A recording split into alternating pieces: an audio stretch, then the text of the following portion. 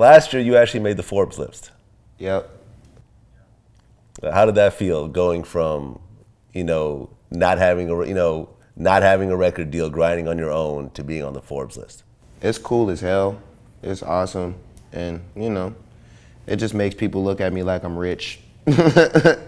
It seems like, you could make as much money, you could make 20, 30 million and you could blow it all. But it really seems like, with the independent grind, you really grew this like a real business in terms of merchandising and doing your own touring and actually building a real record company. Yeah. What really went into that?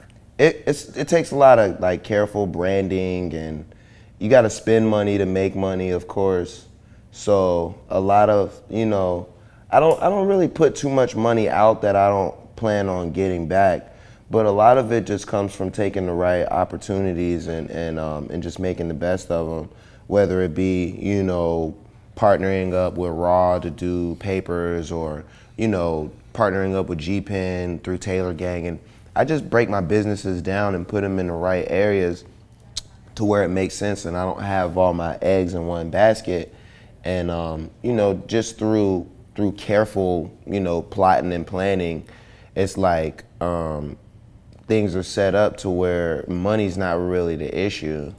It's just as far as, what's best and what's not best and growing the business.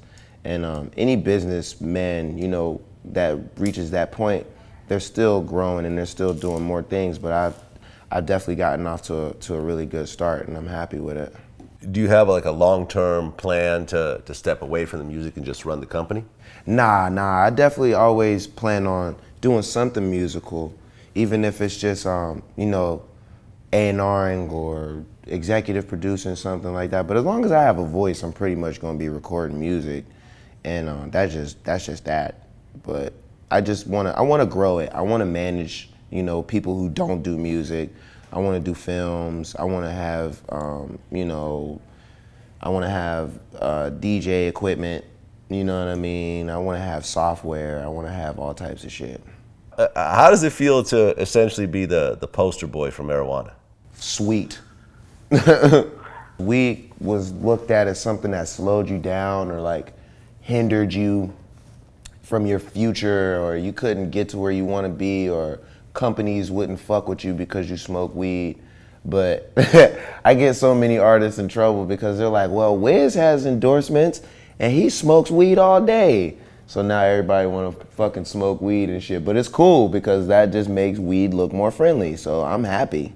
You said that you've been arrested over 20 times for weed possession? Yeah, yep. The number is 21 right now. 21? Yep, 21 arrests.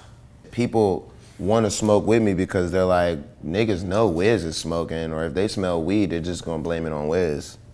You said that you spend over $10,000 a month on weed? That was before, man. That was when I was like traveling and getting beat over the head by bullshit weed men.